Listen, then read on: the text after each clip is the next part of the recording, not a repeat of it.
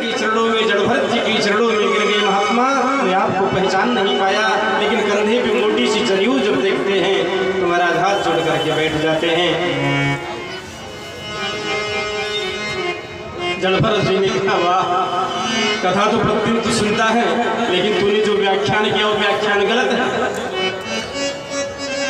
महाराज अद्भुत व्याख्यान किया, अद्भुत उपदेश किया और रघुगढ़ भी साक्षात स्वर्ग गया। ऐसे महाराज जड़ भरत जी का एक दिव्य पावन चरित्र। जड़ भरत जी ने परमात्मा का भजन किया और भजन करने के बाद साक्षात भगवत धाम जीवत सकल जन्म फल पाए, अंत अमर पति सदन सिधाए।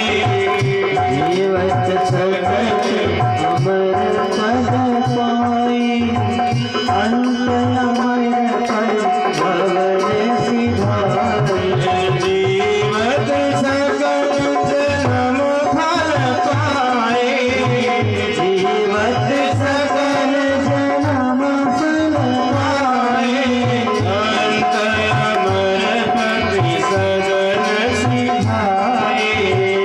अंत अमर पति भवन सिधाए। जीवत सकल जन्म फल पाए, अंत अमर पति सदन सिधाए। जीवत सकल अमर फल पाए, अंत अमर पति भवन सिधाए, अंत अमर पति भवन सिधाए, अंत अमर भवन सिधाए। साक्षात भगवत धाम को गए हैं महाराज। ऐसे भगवान का बड़ा ही दिव्य चरित्र प्राप्त हुआ है। अष्टम स्कंद में महाराज पुनः जो है सप्तम स्कंद में महाराज श्री प्रहलाद जी का पावन पवित्र चरित्रामृत हुआ और श्री प्रहलाद जी के दिव्य चरित्रामृत से हमें प्राप्त यह होता है कि जीवन में भक्ति को उतारना सीखना है। तो महाराज भक्तवश्वर भगवान की आज के आनंद की जय हो। केचित् केवलया भक्त्या वासुदेव परायणा अहं ध्रुवतिका श्री निहारम्यूभास्करा।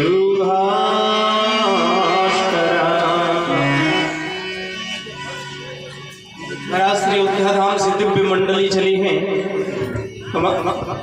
महाराज वृंदावन के संतों में और अयोध्या के संतों में प्रयास होता रहता है कि हमारे राम जी कितने सीधी से हो, और आपकी श्याम सुंदर कितने चटकीले से, कितने रगीले से, कितने, और राम जी कितने गंभीर। वैसे तो भगवान को दोनों एक है कि राम कृष्ण दो एक है, अंतर नहीं इनके नयन गंभीर हैं, इनके चपल वैसे तो एक है, परंतु अयोध्या वाले संतों में, वृंदावन वाले संतों में महाराज एक प्रयास हुआ करता है और प्रयास अनुमोदन हुआ करता है। प्रयास आपस में टकराव हो जाता है, कहीं कहीं महाराज रसाभास हो जाता है। महाराज अयोध्या के संत चले हैं, लोटाधारी, सोटाधारी, चंदनधारी, भभूतिधारी, सरसाधारी महाराज ले लेके महाराज अपने शिष्य परिकर को चल पड़े हैं और चलते गए महाराज जी, चलते गए हैं और चलते चलते महाराज कानपुर कन्नौज में पहुँचे हैं। तो महाराज सायकालीन हुआ है। सायकालीन जब हुआ तो शिष्यों ने कहा, महाराज रात ज़्यादा हो गया है, कहीं भगत जिज्ञासु का घर हो, वहाँ ठहर जाए। महात्माओं ने कहा, ठीक, अवश्य ठहरना तो वही है क्योंकि रात्रि ज़्यादा हो गया। तो एक पथिक जा रहा था, पथिक मतलब रास्ता में जा रहा था, रास्ते में मिला पथिक। तो संतों ने पूछा, भैया इस गांव में कोई जिज्ञासु भगत होगा जिसका घर आप बता दो, जहां हमारा सेवा हो जाए। ज़्यादा कुछ नहीं करना है, केवल विश्राम का स्थान दे दे बस। व्यक्ति ने देखा, अरे बड़ी आई चंदनधारी, लोटाधारी, सोटाधारी, सरसाधारी, ऐसा मार्ग बताऊंगा, ऐसा मार्ग बताऊंगा, जीवन पति भूल नहीं पाए। बड़े संत बने बैठे हैं, आज कोई और अनादर नहीं करता, हम ही आप संत महात्मा का अनादर कर बैठते हैं। लेकिन तत्वतः संत को समझते, भयंकर प्रणाम भयंकर होता है तो संत का अपमान करता है। उस पथिक ने कहा, बाबा जी समझ गया। और पथिक ने कहा, ऐसा मार्ग बताऊंगा, ऐसा भवन, ऐसा घर बताऊंगा कि जीवन पर्यंत याद करेंगे। ये महात्मा आए हैं ना, बड़े महाराज सज धज के चल रहे हैं। उस पथिक ने कहा, महाराज हमारे गांव में एक अजामिल नामक भगत रहता है, एक अजामिल नामक भगत रहता है। महाराज वहाँ क्या उनके घर में बड़ा स्वागत होगा और भगवान की कृपा होगी तो मालपुआ भी खाओगे और बाद में भी उपहार के समान डंडे भी खा जाओगे। क्या मतलब? बोला महाराज कुछ नहीं, उपहार मिलेगा आपको, उपहार का मतलब संत महात्मा तो समझे नहीं। ऐसा मार्ग बताया। क्यों बताया अजामिल का घर?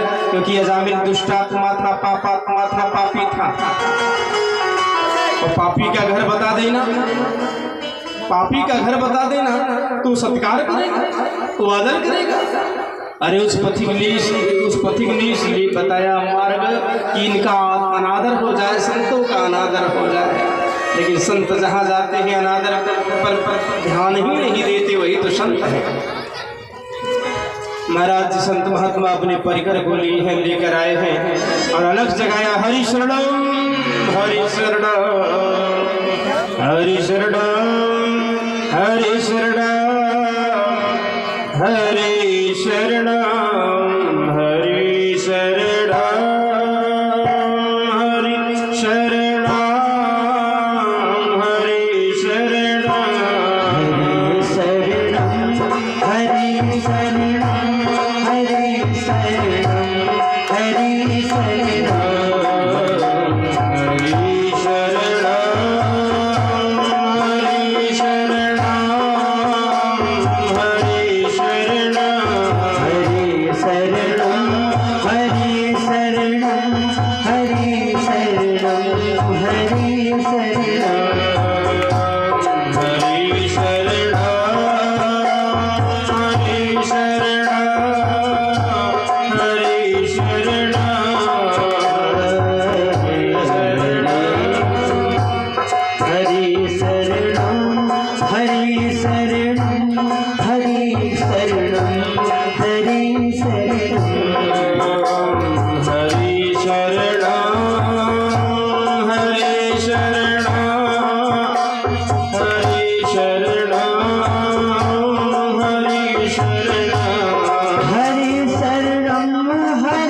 हरि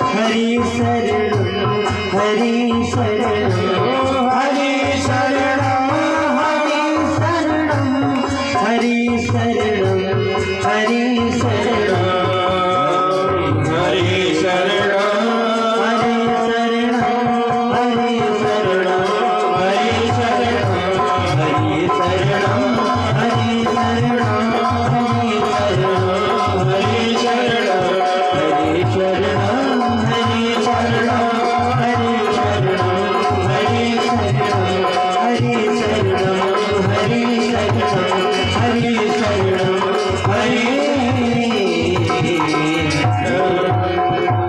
हरि शरणम हरि शरणम तब तक महाराज अजामिल की धर्म पत्नी मिली तो देखते हैं हमारे द्वार पे महात्मा आए, संत आए, मेरे भाव उदय हो गए।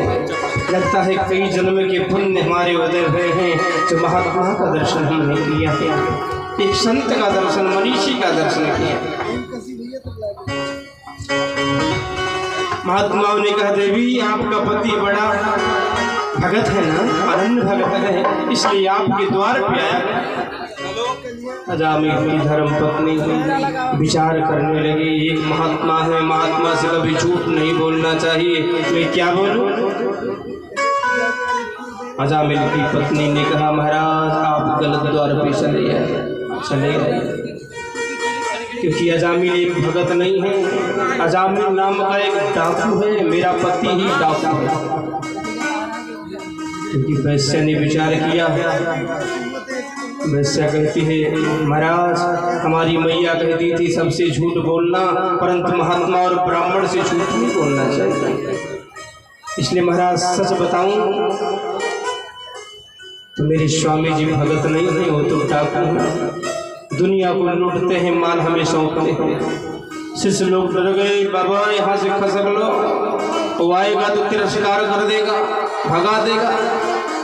महात्मा ने कहा, अगर मेरा मान हो वही मैं रहूं, और संत इस बात के नाचेंद्र सुखम किचन नाचक्रवर्ती सुखमस्ती विरक्तस्य मुनिरेकांत जीविनः, केवल मान सम्मान हो वहाँ संत ठहरे, और संत नहीं होते हैं, संत तो एकांत में भी ठहर जाते हैं, मान अपमान का कोई मतलब ही नहीं, वही तो संत है। हमें मान से क्या मतलब, हमें अपमान से क्या मतलब लाला।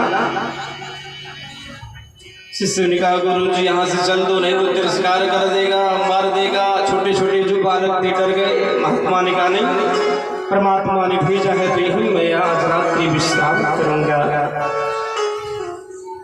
संतों ने कहा, देवी तेरे भोजन तो बनाएगी तो उसमें दोष उत्पन्न होगा, वैसे भूखा हमारे बच्चे हैं, मैं तो चला देता काम, लेकिन हमारे छोटे छोटे बच्चे तो शिष्य के रूप में थे वहाँ।